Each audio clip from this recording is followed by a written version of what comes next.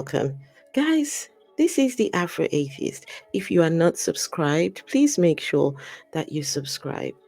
Right, guys, the sword of Christianity. I didn't know I would see a day like this where we are now giving people a sword. We are now giving people swords in Christianity. Is this a thing? Is this a thing? Wow.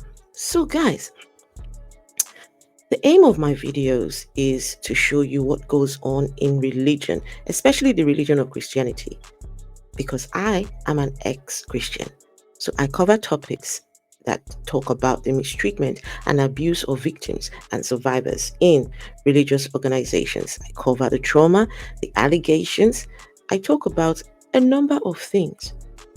So you can understand the reason why my position is that religion is false. Christianity is made up. It's nothing but a man-made idea. The videos that I do show on my channel seeks to show exactly that. Right, let's go and have a look at this sword being given. You can do better than that. Tonight I want to do something special, and it is something that I do to only a particular tribe. I was talking to Pastor Eze the other day, and he said, "Papa, the sword you give to me, he'll be here, so you'll hear from him himself." And he said, "I hung the sword in my office." Then he said he was dealing with some situation, and he sent the staff and said, "Go to the office and bring the sword Papa gave me." So they brought the... It's all glittery, guys. This is where African Christianity has found itself. We are now giving each other swords. I thought that y'all are fighting a spiritual battle. Wait, has that battle now become physical? That we are now using swords. But have a look at everything going on here. The dressing, the glitter, the altar. Money goes into these things. But whose money? Whose money? And what is this about? Since when did your Christ talk about you conferring titles and swords upon people? Is this a thing? And Jerry Eze, excuse me, let me understand. Jerry Eze, from the little that I have looked at, he's never been to theology school. Where did he get his training from? Okay, because Jerry Eze has a YouTube and Facebook platform that has blown up. So now, here you go, take a sword. Wow. The sword, he lifted the sword and he made some prophetic declarations to break some battles. After that, he told the protocol guy, "Go hang the sword back on the wall." So the guy went to hang the sword and he wasn't coming back. Sword on the So wall. after a while, he sent to find out what was happening, and the guy was stuck on the wall where the sword was hanging. He couldn't pull out. So they told him, and he had to go and pray to pull him out from the wall and from the sword. So another pastor who he gave his sword to, someone went and hung the sword up on the wall and got stuck on the sword. They had to get the pastor to come and pray to get him off the sword. Can you see this ridiculousness that comes out of the mouth of these so-called men of God? And this is why Christianity continues to rubbish itself. Getting stuck on a sword.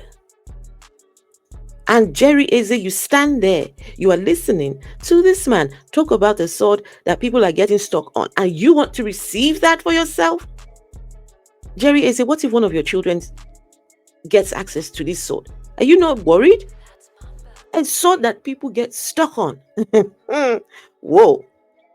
I want to do something prophetic in bridging the gap between one generation and another generation.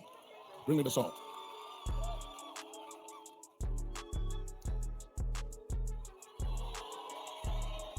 It's a long journey, but faithful is he who has called, and he also will do it. The Bible said that in Hebrews 7:25 that he's able to deliver to the uttermost, and you must always remember that, to the uttermost, those who came to God by him. So where was this sword purchased? Who made the sword? What's the sword made of? What does this sword signify? What's the implication of this sword? I mean, Christians, can someone answer these questions? Is this a pastor's sword? Is this a prophet's sword? What is this? Because he ever lives to make intercession for them. The greater intercessor ever lives to make intercession for you to fulfill your mandate. Tonight, I want to hand you over a sword, which is a symbol of authority in the spirit. Whenever you lift up this sword, let heaven respond. And let heaven respond by lightnings, by thunder, by earthquake, by fire, and by mercy. In the name of the Lord Jesus, hold the microphone for me. I hand you over this sword. Let it bridge the gap between my generation and your generation.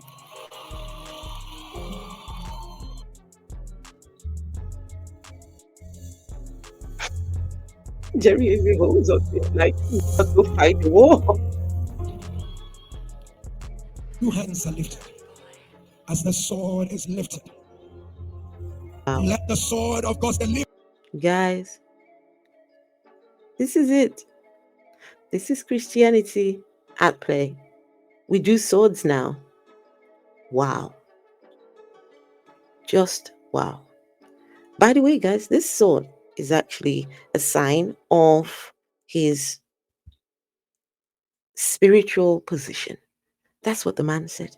I'm giving you this sword. It's a sign of your spiritual position. So, it's mind-blowing. Let me know what you think about this. I'm lost for words. Wow. Two hands are lifted as the sword is lifted. Let the sword of God's deliverance be lifted over your lives and your situation. And whatever that is not of God, let it go down by fire. I decree it's a new season. As the people scream the sword of Gideon, the sword of the Lord. Today we decree, let the sword of the Lord make a difference in your life. It is a new season. It is a higher level. It is a greater dimension. It is a greater outpouring. I decree it is done. It is done. Do you know what this reminds me of? It just reminds me of the Power Rangers. Go, go, Power Rangers. I mean, a sword. Did Jesus ask you all to do this? Where are you guys getting your doctrines from? And this is why Christianity is so problematic, because anyone can interpret whatever they want from their Bible. I bet you if you go and ask Pastor Duncan, he can point to a Bible verse that gives him the ability to do this. Give the younger generation swords. I mean, look at Jerry Eze looking like a Power Ranger. Wow. It is done. It is done. What is done?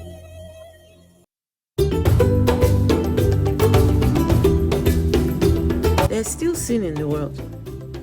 Christians sin every single day. So, what did Jesus sacrifice himself for?